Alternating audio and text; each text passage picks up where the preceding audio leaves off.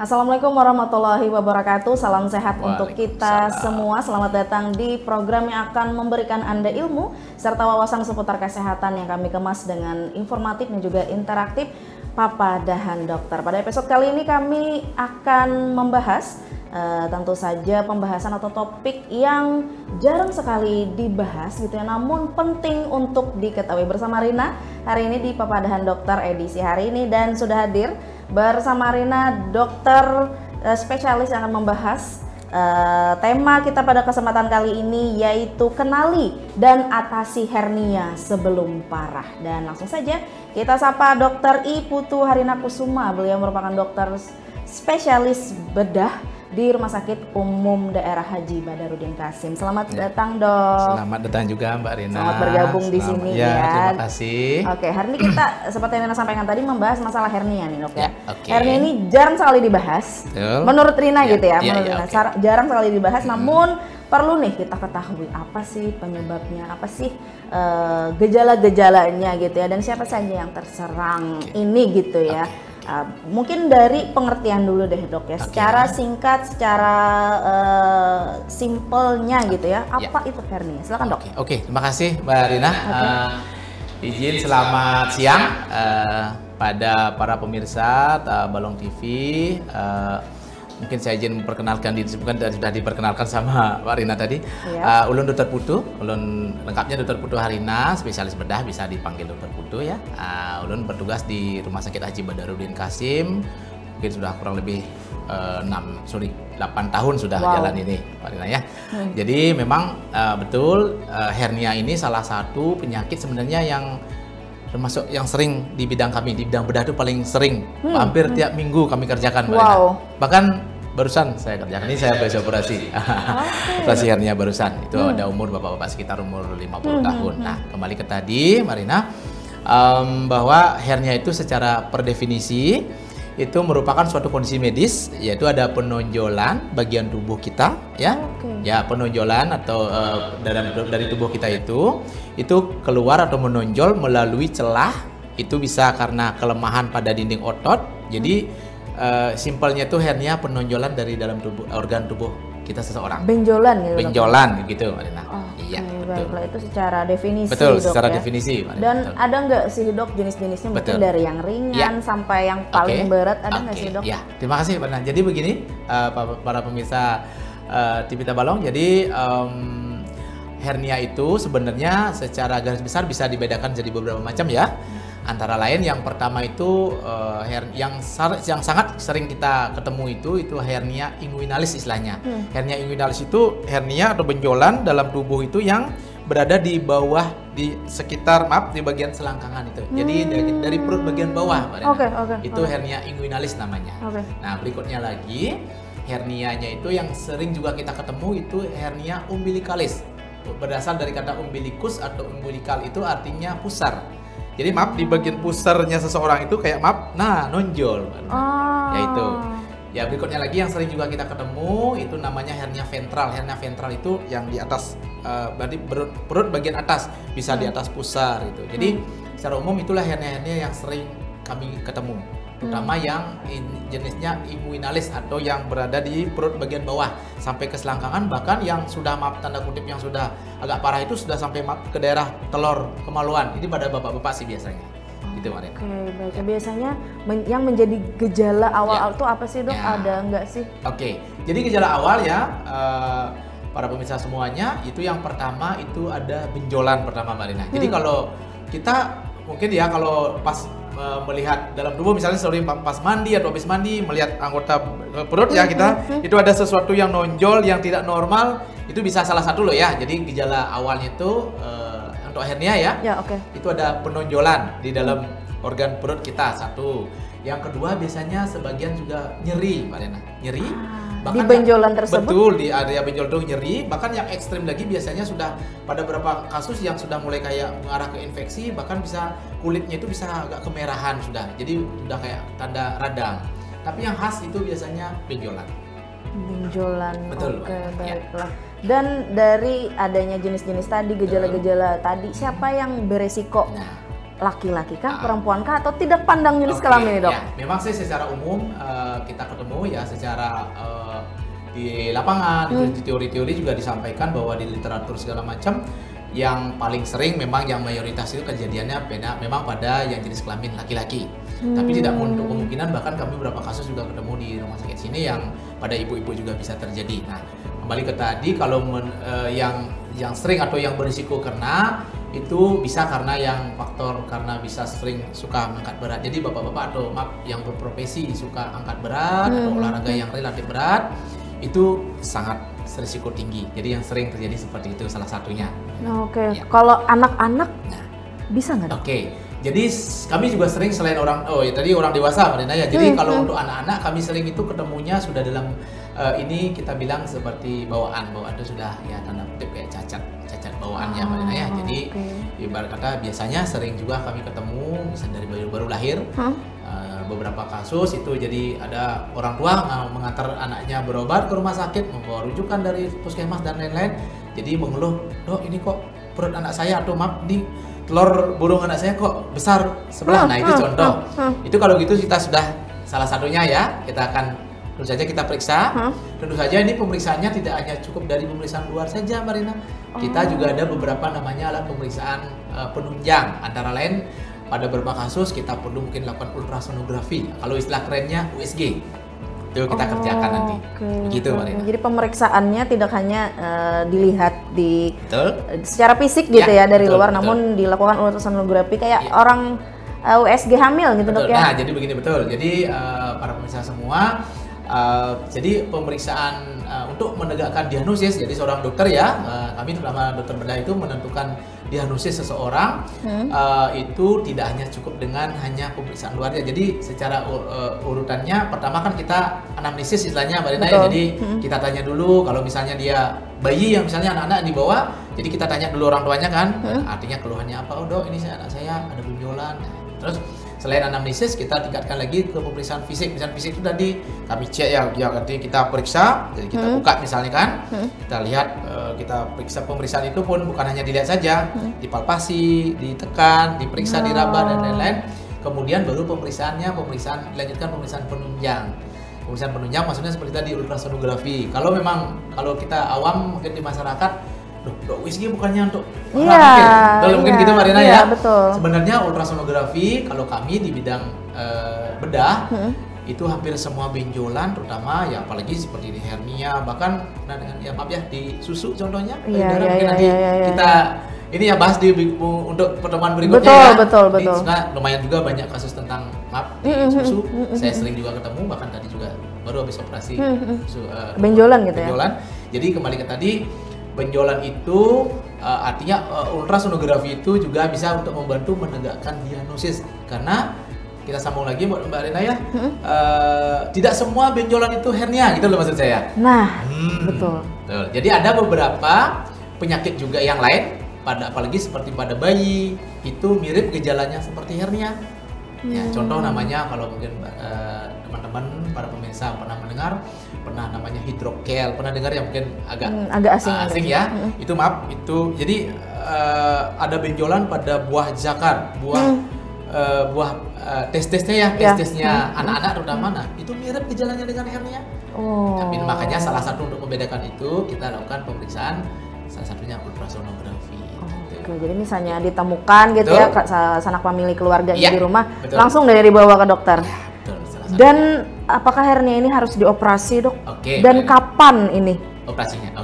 Jadi gini, Mbak Rina, jadi saya lanjutkan lagi. Tadi kan kalau jenis-jenis hernia sudah tadi ya, ada yang ya di perut bagian bawah, bagian namanya inguinal, ada di umbilikus atau di pusat, atau yang di atas ventral namanya. Ada lagi jenis hernia, maksudnya kalau dilihat dari kondisinya, itu memang penanganannya memang secara umum itu dilakukan ada beberapa langkah, antara lain satu, ada kalau misalnya masih agak dini, bisa kita anjurkan pasien yang benjolannya tidak terlalu gede, kita anjurkan ada semacam celana hernia.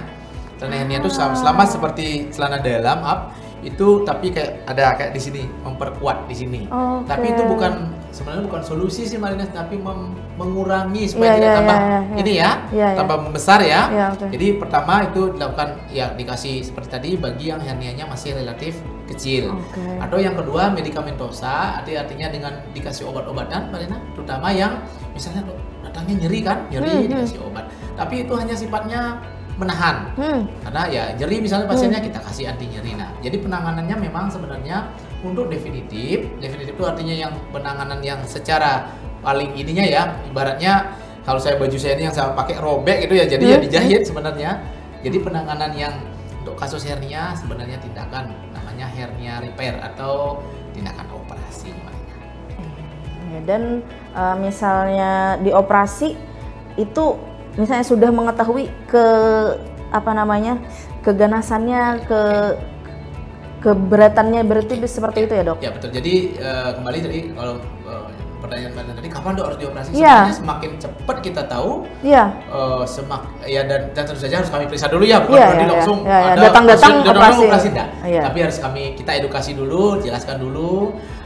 Sebenarnya kalau prinsipnya kami itu kalau sudah itu artinya diagnosisnya sudah pasti, artinya dengan pemeriksaan tadi ya, apalagi pada bayi, anak-anak itu kan harus tegak dulu kan, artinya pemeriksaan sudah lengkap, ada hasil USG dan memang betul hernia ya, sebenarnya itulah tindakan kita. Cuman memang ada lagi tindakan kalau memang ada namanya urgent atau artinya emergency ya, emergency itu sering kami ketemu, misalnya datang pasien sudah ada hernianya itu namanya terjepit atau bahkan terpuntir, artinya hernia ini kan ada bagian tubuh ya yang celahnya yang ke bawah ya. Kalau itu suatu saat ke bawah kemudian dia sempat terjepit, nah terjepit kita bilang istilah medisnya itu strangulata atau terpuntir atau terjepit ususnya yang melorot itu biasanya pasiennya sampai muntah, nyeri hebat, itu biasanya itu operasinya emergency. Arti saat itu pun harus kami kerjakan operasi. Karena kalau tidak dikerjakan nanti malah bisa otot usus atau bagian tubuh yang terjepit itu bahkan bisa istilahnya nekrotik atau bahkan mati.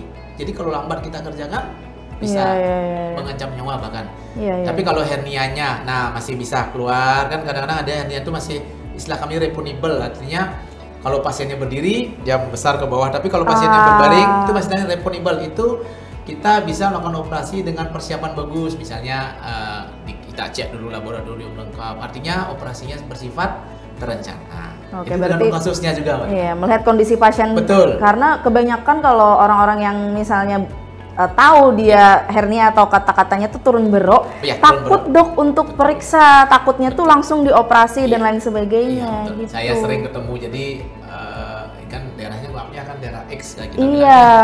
Pernah kemarin kejadian itu seorang bapak-bapak dibawa oleh anaknya beliau, itu bilang sudah 1 minggu. Memberat gitu ya, bapaknya mungkin supan, membadak ke keluarga, jadi ya akhirnya pun karena sudah ada tahan, mau nggak mau ya. Gitu. Karena nyeri dan sakit dok ya. Nyeri biasanya gitu. Dok, apa benar nih dok hernia ini bisa sembuh sendiri tanpa operasi? Bagus pertanyaannya. Jadi saya sering banget ditanya seperti ini Marina. Kalau untuk orang dewasa Marina ya, jadi apalagi orang yang sudah ya usianya sudah bukan anak-anak lagi.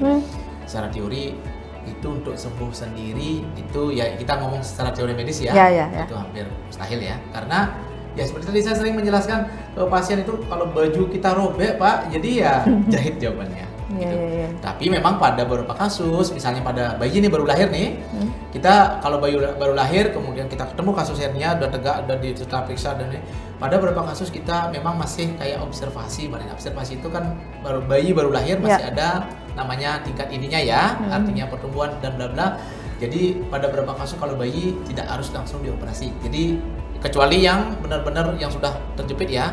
Karena kalau bisa dibilang sembuh sendiri sih sangat sulit Bang sebenarnya.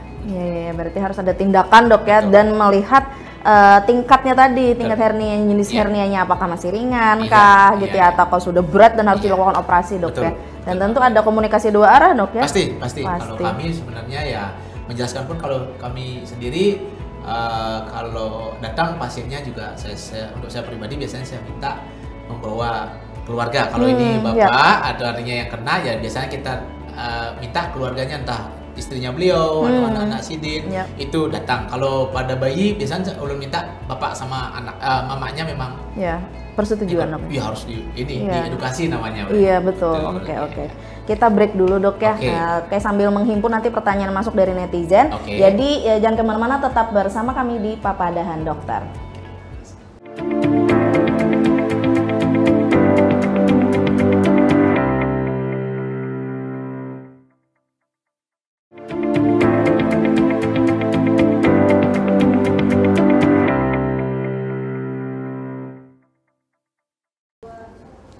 Oke, kembali lagi bersama Rina dan Dokter Putu, dokter spesialis bedah di Rumah Sakit Umum Daerah Haji Badarudin Qasim. Tadi sudah membahas terkait hernia ya, dari pengertiannya, jenis-jenisnya, siapa saja yang berisiko dan lain sebagainya. Terkait mitos juga sudah tadi dibantah oleh dokter ya. Oke dok, kita masuk ke sesi tanya jawab. Oke. Ada pertanyaan masuk dari netizen, katanya bertanya dari Rahmadi di Mabuun. Oke. Selamat siang dok, katanya izin bertanya, orang tua saya baru saja operasi hernia. Kapan kira-kira beliau bisa beraktivitas kembali? Dan apakah hernia ini bisa muncul kembali dok katanya? Oke. Terima kasih Pak Rahmadi di Mabuun tadi ya. Betul. Mbak Rina ya. Oke.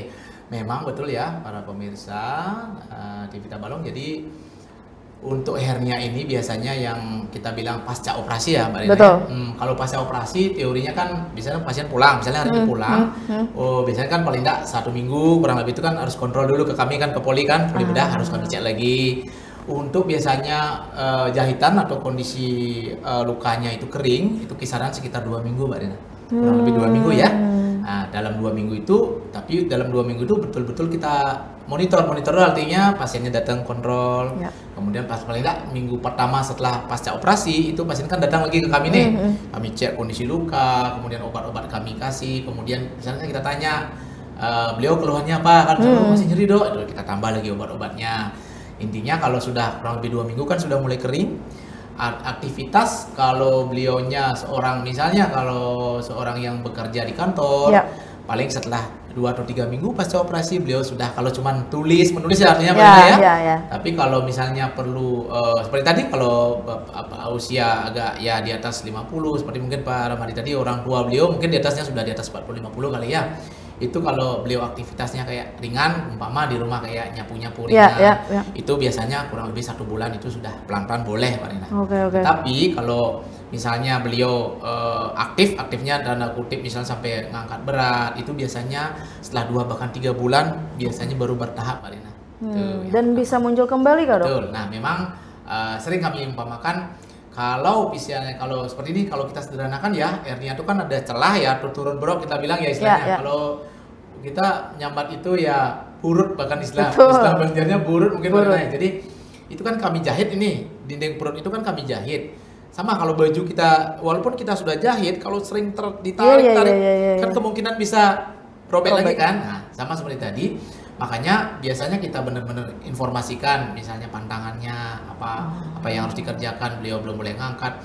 Itu salah satu mencegah supaya tidak kembali lagi robek.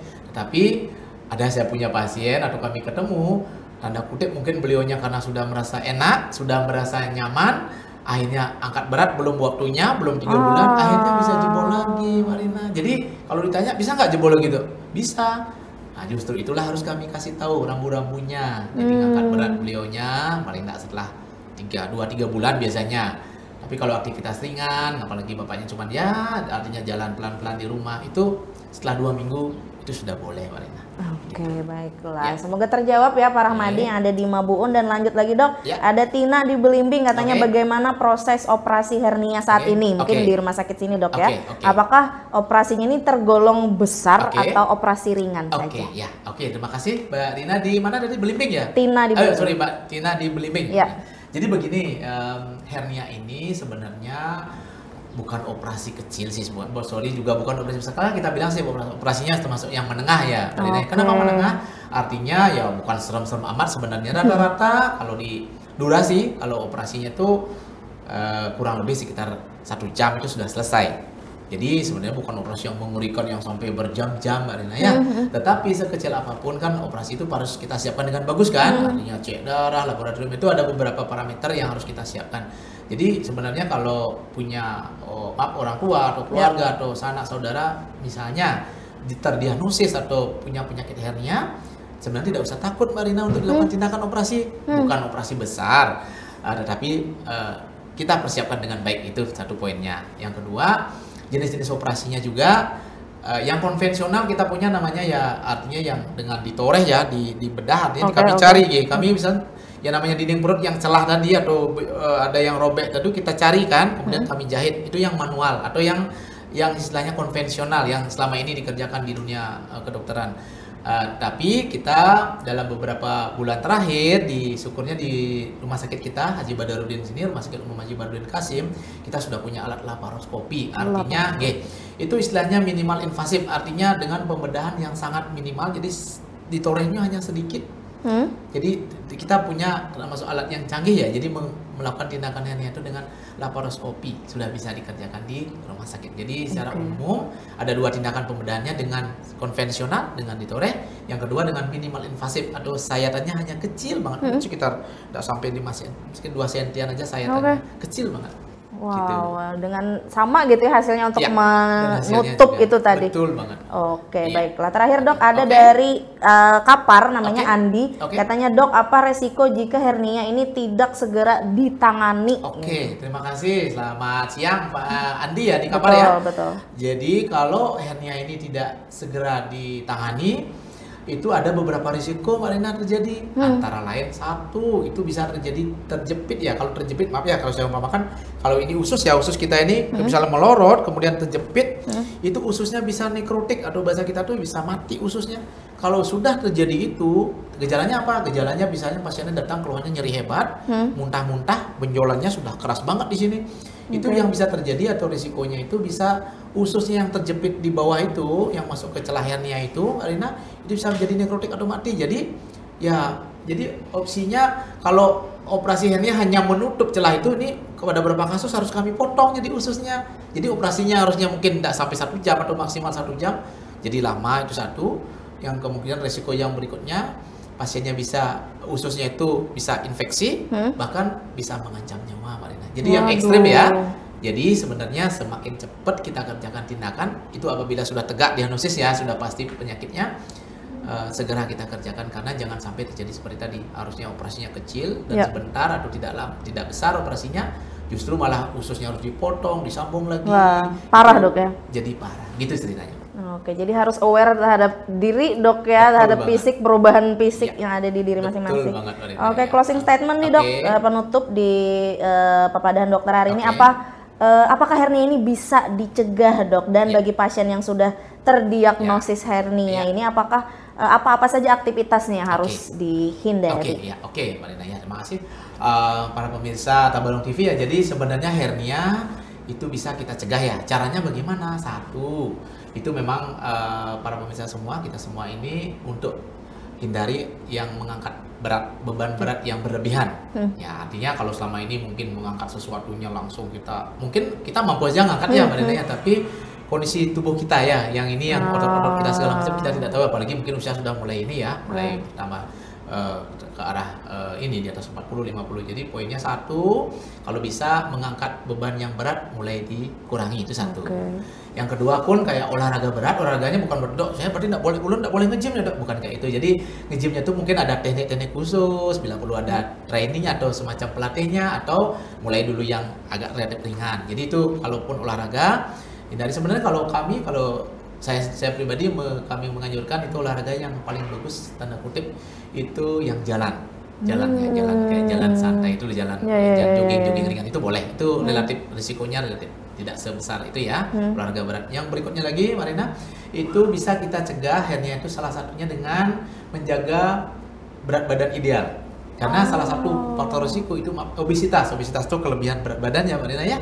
Karena berat badan tubuh kita yang lebih, itu juga kan otomatis kita menyangganya kan agak lebih besar. Betul. Jadi itu. Jadi yang ketiga, jaga berat badannya yang ideal. Kemudian yang keempat berikutnya lagi, kita sarankan suka atau konsumsilah buah-buah sama sayur. Jadi itu apa? Karena kita, apa hubungannya dok dengan pencegahan hernia? Jadi diharapkan kalau kita semua, para pemirsa Tabalong TV, kita BAB-nya lebih lancar kan, tidak harus ngeden. Jadi semakin kita kurang makan buah, kurang makan serat kan sering konstipasi ya itu ya. Iya betul. Dan keras itu juga berisiko. Gitu. Dan mungkin untuk bisa saya sarankan di sini, kalau memang ada saudara kah, atau kuitan orang tua, atau siapapun, ada anak pun, bahkan dari teman-teman para pemirsa Tivita Balong di sini, kalau memang sudah itu ada benjolan sekitar di bagian perut atau di sekitarnya ini, jangan ragu-ragu, silahkan datang ke kami, ke rumah sakit kami di Rumah Sakit Haji Badarudin. Dan ini sekarang berita baiknya sudah bisa di cover itu 100% pakai BPJS, asalkan ya ikuti aturannya. Betul. Silahkan misalnya minta pengantar dulu dari Vaskes 1, dan di puskesmas, di klinik, silahkan bawa ke rumah sakit kami. Silakan. Begitu kira-kira Pak. Wow, luar biasa sekali pemirsa ya penjelasan terkait hernia ini gitu. Dan misalnya seperti kata dokter tadi, sudah ada nih tanda-tanda, langsung deh ya dibawa ke dokter untuk diperiksa dan didiagnosisnya apa gitu ya penyebabnya, apakah masih ringan, apakah tergolong ringan tadi ya, sedang dan juga berat tadi, dan harus ke dokter ya untuk memeriksanya, jangan kemana-mana gitu. Oke, terima kasih dok, penjelasan luar biasa.